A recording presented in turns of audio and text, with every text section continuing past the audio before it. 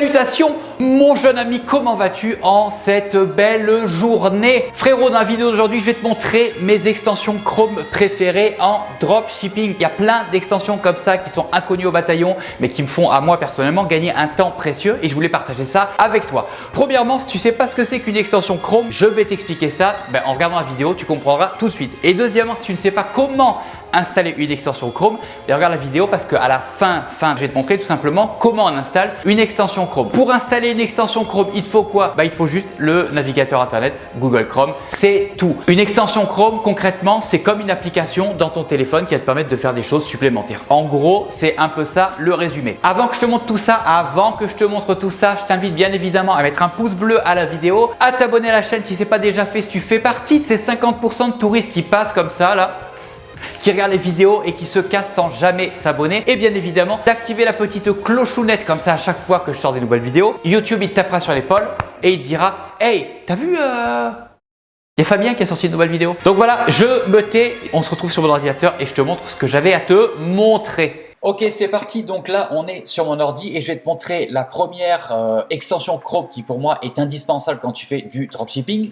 Et c'est surtout en plus indispensable si tu fais du dropshipping et que tu fais de la publicité sur Facebook.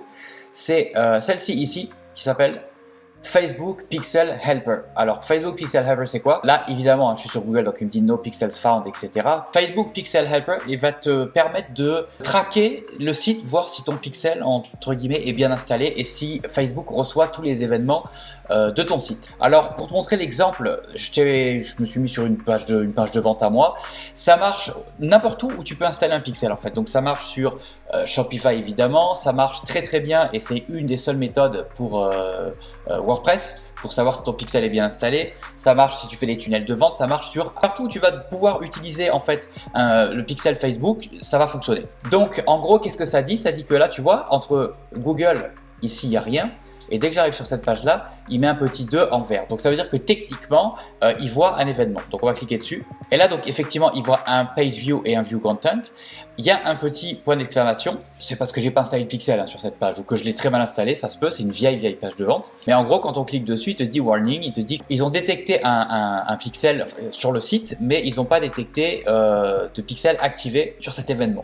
Donc en fait, il te dit concrètement qu'est-ce qui se passe et pourquoi ça fonctionne pas. Et là, toi, tout ce que tu as à faire, en fait, c'est de régler le problème qu'il te dit. Donc, c'est pas plus compliqué que ça. Tu regardes ce qu'il te raconte et puis tu règles le problème. Quand ça s'affichera en vert, ça voudra dire que le pixel est bien installé et qu'il n'y a plus de problème. Tu peux y aller. Fonce, Coco, tu peux y aller. Tu vois. La deuxième application que je voulais te parler, c'était celle-ci là-haut. C'est tout simplement la version de bureau Instagram. Alors pourquoi je te parle de ce truc-là? Parce que selon si tu es sur un téléphone ou sur ton ordinateur, Instagram va pas nécessairement t'afficher les choses de la même manière et surtout va pas nécessairement t'afficher les mêmes données. Ça peut paraître un peu bizarre ce que je te dis, mais tu verras, tu peux faire le test. Quand tu es sur ton ordi et quand tu es sur ton téléphone, Instagram n'affiche pas les choses de la même manière et t'affiche pas les mêmes choses. Donc ça te permet quoi? Ça te permet en fait de simuler l'affichage de Instagram ou alors sur un téléphone ou alors sur une tablette. Et ça peut être très utile si tu utilises par exemple Instagram pour ramener du trafic sur ta boutique ou alors si tu utilises tout simplement Instagram pour faire la promotion de ta boutique, peu importe. À partir du moment où tu utilises Instagram, peu importe la manière, en fait, tu peux avoir un visuel, un vrai visuel de Instagram sur téléphone ou alors sur tablette. La troisième extension que je voulais te montrer et j'utilise absolument tout le temps, les deux là que je vais te montrer, tu vas voir, celle-là et celle d'après, c'est des petits trucs qui ont l'air de rien mais qui vont littéralement te changer la vie. C'est Whatfont, voilà, Whatfont. Alors qu'est-ce que c'est que Whatfont? Tout simplement, je vais aller sur n'importe quelle page, par exemple ça, je vais cliquer sur Whatfont et regarde ce qui se passe. Quand je passe ma souris, il me dit quelle police est utilisée.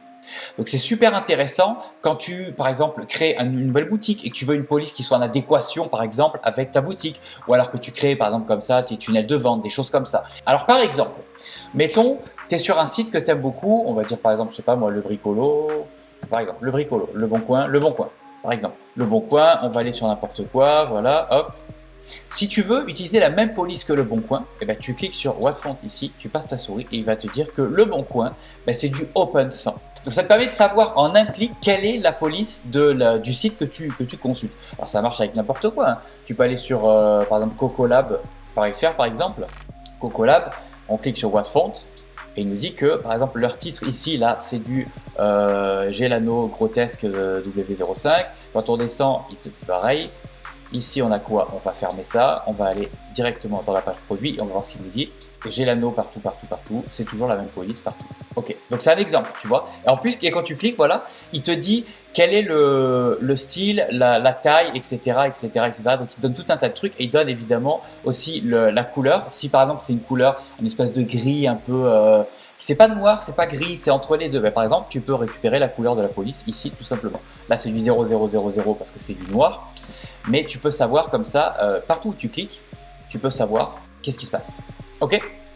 La quatrième extension Chrome que je trouve géniale, comme je te disais tout à l'heure, un petit truc qui a l'air de rien mais qui va littéralement te changer la vie, c'est celle-ci. Ça s'appelle Colorzilla. Et en fait, quand tu cliques dessus, tu peux faire, tu as tout un tas de trucs qui te proposent. Là, on va faire par exemple Pick Color from Page et on va aller prendre les couleurs sur la page. En fait, ça te permet finalement d'aller prélever le code couleur d'une couleur qui t'intéresse sur une page. Et tu vois, par exemple là, il m'a choisi la couleur que je voulais. Et si tu veux juste le code, par exemple, tu prends ça et tu le copies et tu le colles où tu veux. Et ça marche avec n'importe quoi. Il suffit juste de faire Pick Color from Page, peu importe où tu vas.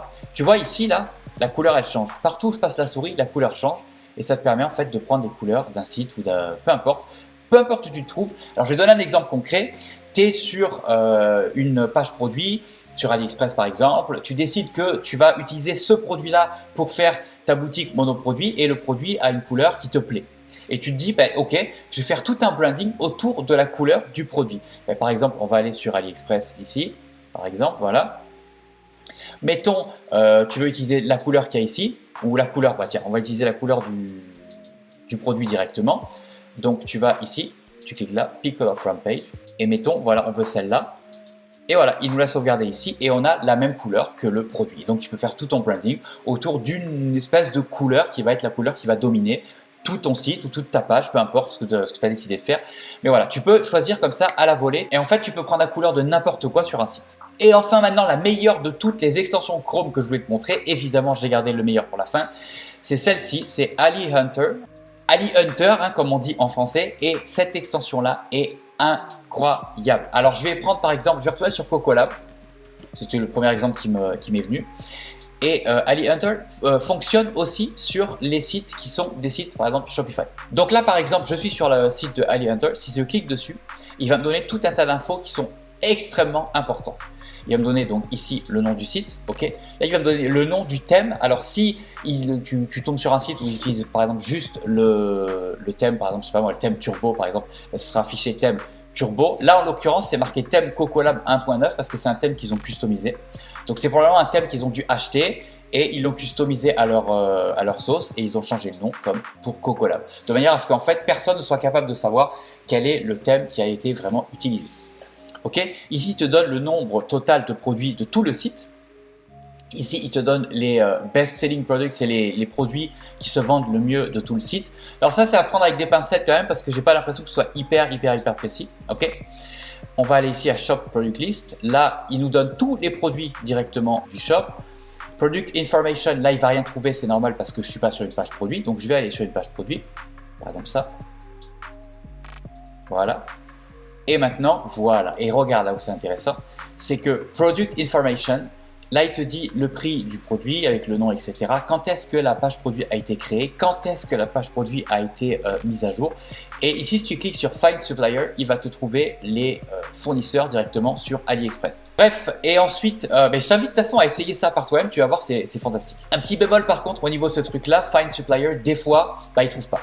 Et enfin, dernier truc qui est super intéressant sur Ali Hunter, c'est ici Shop Apps List. Et en fait, il donne tout simplement la liste de toutes les applications qui sont utilisées sur le site. J'en profite pour te donner une application, enfin une extension Chrome bonus qui est en rapport avec ça, en fait, avec les applications. C'est ça ici. Cette extension-là qui s'appelle Wapalizer, en fait, en français. Quand tu cliques dessus, il te dit tout ce qui est relié en fait à cette boutique-là.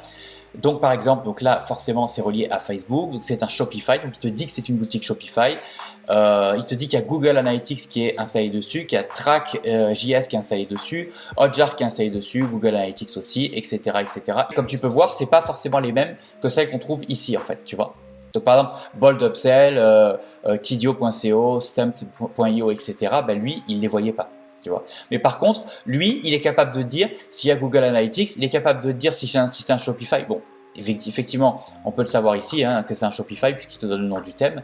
Mais voilà, lui il te dit des infos que lui ne te dit pas et lui te dit des infos que lui ne te dit pas. Donc Wapalizer, c'était le petit bonus un petit peu de cette vidéo-là. Comme tu peux voir en haut des extensions Chrome, j'en ai plein, mais elles sont pas toutes en rapport avec le dropshipping. Il y en a même beaucoup qui sont pas forcément en rapport avec le dropshipping. Et il y en a aussi qui sont pas nécessairement hyper importantes. Si jamais ça t'intéresse que je te montre un peu les autres que j'ai ici, n'hésite pas, tu me le dis dans les commentaires. Si tu es curieux et que tu veux savoir quelles sont mes autres extensions Chrome, dis-le moi dans les commentaires et puis je te ferai éventuellement une autre vidéo pour te montrer un petit peu toutes les extensions que j'utilise. Il y en a que je t'ai pas montré comme DSR parce que tout simplement DSR, c'est DSR, hein, tu vois. Tout le monde connaît DSR quand tu fais du dropshipping. AliSave, tiens, AliSave, j'aurais pu te la montrer par exemple. AliSave, celle-ci là, elle me permet en fait, quand je suis sur une page produit comme ça AliExpress, tu vois derrière là il y a un petit bouton avec le même logo que AliSave avec des petites flèches là. En fait ça te permet en cliquant dessus de télécharger toutes les photos qui sont là. Tu vois, tout simplement. Donc je te l'ai pas montré parce que tout simplement j'avais oublié. Évidemment toutes les extensions que je t'ai montré là sont des extensions gratuites. Si c'était des extensions payantes, évidemment dès le départ je t'aurais dit que c'est du payant, mais non, c'est 100% gratuit. Et tout simplement pour télécharger les extensions dont je te parle, tu vas sur le, je crois que c'est le Chrome App Store. Voilà, tu vas sur Chrome Web Store et puis tu tapes le nom du truc que tu veux, par exemple DSR. Et voilà, et tu cliques dessus. Et tu fais, là il y a marqué supprimer de Chrome, je vais te montrer une autre, voilà, je vais te montrer ça, voilà. Et là tu fais tout simplement ajouter à Chrome, tu cliques dessus, ajouter l'extension. Il te dit l'extension a été ajoutée et tu vois que l'extension que je viens d'ajouter ici, elle s'affichait, je sais plus trop où, là elle vient de s'afficher il y a 2 secondes. Elle était là dans le coin. Donc voilà tout simplement les applications que je voulais te montrer. Voilà, c'est tout pour aujourd'hui frérot, je te remercie d'être resté jusqu'à la fin. Avant de partir, n'oublie pas évidemment pouce bleu, abonne-toi, clochonnette. Si tu as des questions sur quoi que ce soit qui est en rapport avec la vidéo que tu viens de regarder, n'hésite pas dans les commentaires, tu me poses tes questions et si c'est pas trop con, je te répondrai.